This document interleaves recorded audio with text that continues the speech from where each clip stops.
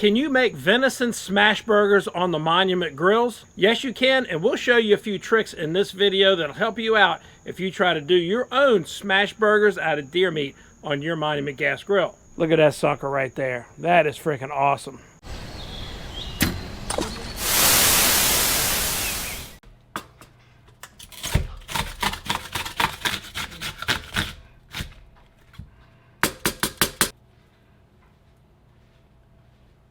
All right, one of the new toys we're going to use in this video is this TheTactacam bacon press for a burger smasher. This thing was less than 10 bucks on Amazon. I'll put a link to that down there too.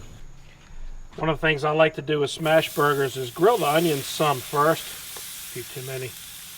Maybe two more there. I like to get them brown and good and hot before I put the meat on top of them. I think this just makes it better.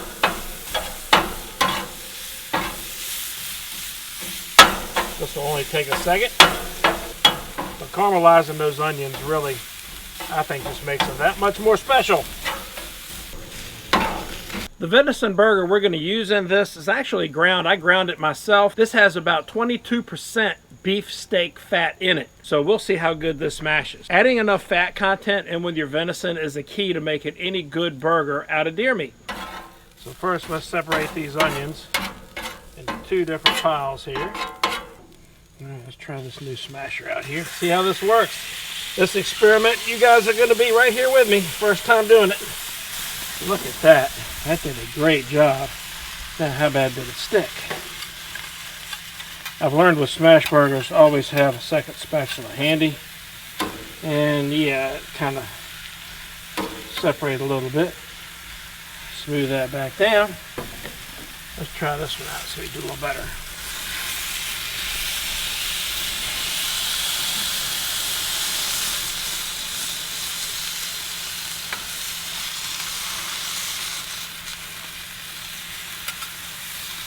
That's a little bit better. Let's see if we can't straighten that out just a little. Whew.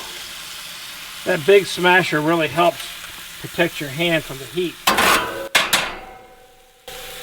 Got a little burger on there. Add that back to this one. All right, we got our grill screaming hot. Not too shabby. A little salt and pepper on there. Nice thing about venison, even with these higher fat contents, it's not going to shrink very much. And this should not take long at all to get good and cooked, seared on the first side. Should get just enough time before the flip for another one of these battery chargers. Need your charger. All right, let's see how this goes. Could have got that a little bit hotter. I'm going to glue that together with some cheese right there. That one too. It is venison burger, so you better be ready for them to fall apart some. Let's go ahead and toast this bun up here. And get that glue on there.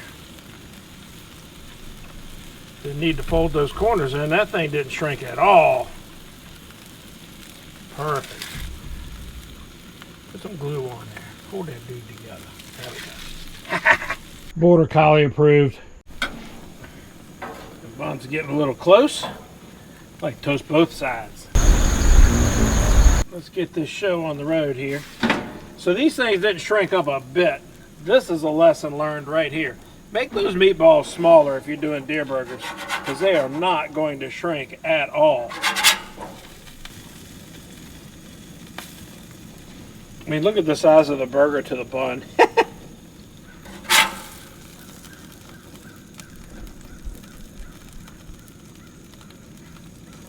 But I'd say that's successful. They held together enough. All right, yeah, that's a bit ridiculous on the size, but it looks fantastic. Look at that sucker right there. That is freaking awesome. Links to everything in the description below, including this grill and the griddle plate, and that burger smasher off of Amazon. That was a great deal, and yes, I bought that myself. So lessons learned, yes, you're gonna have to add plenty of fat, 22% at least. It worked pretty good, held together great, looks fantastic, but keep in mind, they are not gonna shrink. So make sure when you squish them, they're the size you want them to be. These are a bit large, but I'll take it. Give me that thumbs up like button. Please hit that subscribe button down there and ring the bell icon so you don't miss videos like this one when they come out. Leave me a comment below and let me know if you like venison burgers or if you just assume stick with beef. Thanks for watching. We'll see you next time. One more shot of that finished burger.